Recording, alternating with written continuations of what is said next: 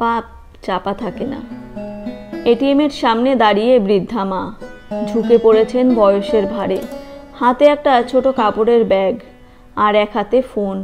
ব্যাগের ভিতর থেকে কিছু কাগজপত্র উকি দিচ্ছে। আমি ঢুকতে যাচ্ছি এটিএমে, হঠাৎ বৃদ্ধা হাতটা টেনে ধরলেন। বাবা, তুমি টাকা তুলবে? ভাবলাম গেল বোধহয় কিছু। বললাম, বলুন কি চাই। আমার ধারণা মিথ্যা প্রমাণিত করে বৃদ্ধা বললেন, আমার কিছু টাকা তুলে দেবে বাবা? আমি ওই ঘরে ঢুকতে ভয় পাই, আমার টাকার খুব প্রয়োজন। আমি বললাম, চলুন ভেতরে। না বাবা, আমি ওই ঠান্ডা ঘরে যেতে পারবো না, আমি বাইরে থাকছি, তুমি তুলে এনে দাও। এই নাও এটিএম কার্ড। টাকা তোলার নম্বরটা হলো 1212। আমি তো অবাক, এইভাবে এটিএমের পিন কেউ বলে দেয়? বললাম, এই নম্বর কাউকে বলতে নেই। উনি বললেন, তাতে কি হয়েছে, তুমি কি বেশি টাকা তুলে নেবে? না না, সেটা পারবে না। অগত্যা বললাম, বলুন কত টাকা? বাবা, 9000 টাকা তুলবে। দুষ্টু বুদ্ধি খেলে গেল মাথায়। আমি 9000 টাকা পরপর 3 বার তুললাম। 9000-এর বেশি হলে ফোনে ওটিপি যাবে জানি, সেই জন্যই 9000 করেই তুললাম। অর্থাৎ 18,000 টাকা পেলাম। ভাবলাম, এতে আর কি এমন পাপ হবে, এমন খারাপ কাজ আগে করিনি কোনো দিন, কিন্তু আজ আর লোভ সামলাতে পারলাম না।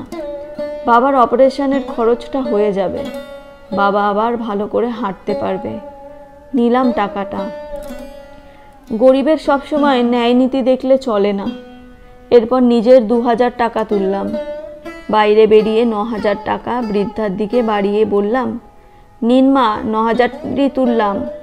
একটু হেসে বৃদ্ধা টাকাটা নিলেন। এটিএম কার্ডটা ফেরত দিলাম। বৃদ্ধা অনেক আশীর্বাদ করলেন। তারপর বললেন, এতগুলো টাকা নিয়ে যাব, আমার বড় ভয় হচ্ছে, একটু সাথে যাবে বাবা? তুমি তো বাস থেকেই নামলে দেখলাম, তোমার তো গাড়ি নেই। ওই সামনেই বোসপাড়ার বোধোদয় ক্লাবের উপরতলায় আমি থাকি, নিচটা ছেড়ে দিয়েছি ক্লাব করার জন্য। অনেক দিন ধরেই বলছিল ছেলেগুলো, অনেক ছেলে থাকে ক্লাবে সব সময়, ওরাই তো আমায় অসময়ে দেখে, একা মানুষ, এত বড় বাড়ি। ওই যে টোটোটা যাচ্ছে, ডাকো ওটাকে। উঠে বসলাম টোটোতে। বৃদ্ধা খুঁটিয়ে খুঁটিয়ে সব জিজ্ঞেস করতে লাগলেন। বললাম, আমি একটি বেসরকারি কোম্পানির কর্মচারী, মাইনে খুব বেশি পাই না, বিয়ে করেছি, একটি ছেলেও আছে, ওকে স্কুলে ভর্তি করব এবার। বাবা অসুস্থ, প্রায়ই হাসপাতালে নিয়ে যেতে হয়, স্নায়ুর গোলমাল। কলকাতা নিয়ে গিয়ে অপারেশন করালে সারবে। এখন হাঁটতে পারে না, অপারেশন করালে হাঁটতে পারবেন, কিন্তু 20,000 টাকা খরচ, কোথায় পাবো? চেষ্টা করছি, যদি জোগাড় করতে পারি তাহলে বাবা আবার আগের মতো সুস্থ হয়ে যাবেন, স্বাভাবিকভাবে হাঁটতে পারবেন। এসে গেছি ওনার বাড়ির কাছে। বললাম, আমি তাহলে আসি? বৃদ্ধা মা কিছুতেই ছাড়লেন না। তা কি হয় বাবা, আমার বাড়িতে এসে একটু মিষ্টি মুখ না করে চলে যাবে? ওপরে চলো। নিচে সিঁড়ির পাশে ক্লাব ঘর, ক্লাব ভর্তি ছেলে, সবাই দেখছে আমাদের। সিঁড়ি দিয়ে উঠে গেলাম। একটি মেয়ে দরজা খুলে দিল। তবে যে বললেন একা থাকি। বৃদ্ধা বললেন, ও কমলি, কথা বলতে পারে না, তবে শুনতে পায়। আমার রান্নাবান্না থেকে সব কিছু ওই করে, শুধু টাকা তোলার কাজটা পারে না। বিরাট বড় বাড়ি। সামনের ঘরে আমাকে বসতে দিয়ে ভিতরে ঢুকে গেলেন বৃদ্ধা। ভাবলাম পালিয়ে যাই, কিন্তু তা আর হলো না। বৃদ্ধা ইশারা করতেই কমলি মিষ্টি এনে দিল, অনেকগুলো মিষ্টি, সাথে কয়েকটা কাজু কিশমিশ। তাড়াতাড়ি খেয়ে ফেললাম। আমি তাড়াতাড়ি পালিয়ে যেতে পারলে যেন বেঁচে যাই। বললাম, আমি আসি মা এবার।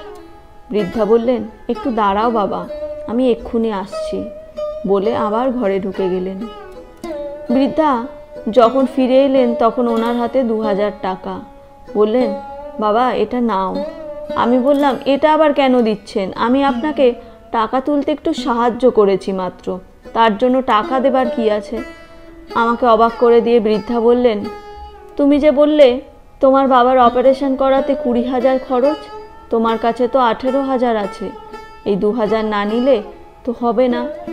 তুমি যখন 3 বার টাকা তুললে তখন আমার ফোনে পরপর 3 বার মেসেজ এলো, আমি রিটায়ার্ড শিক্ষিকা, মূর্খ তো আর নই।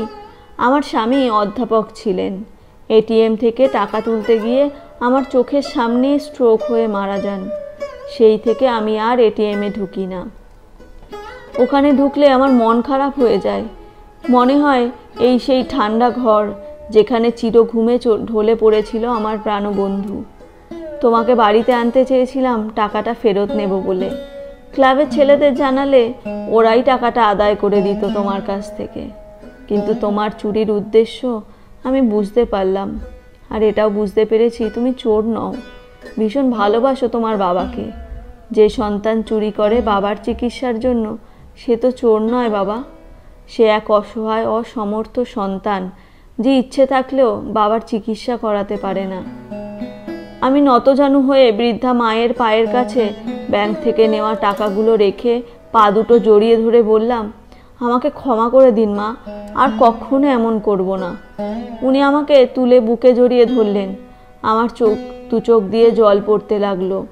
চোখের জল মুছিয়ে দিয়ে উনি বললেন, যাও বাবাকে সুস্থ করে তোলো, আরও টাকা লাগলে বলো। এক করুণাময়ী নারীর মাতৃস্নেহে স্নান করে শপথ নিলাম, জীবনে আর কোনো দিন অন্যায় করব না। ভালো লেগে থাকলে একটি লাইক করবেন, চ্যানেলটি সাবস্ক্রাইব করবেন। ধন্যবাদ।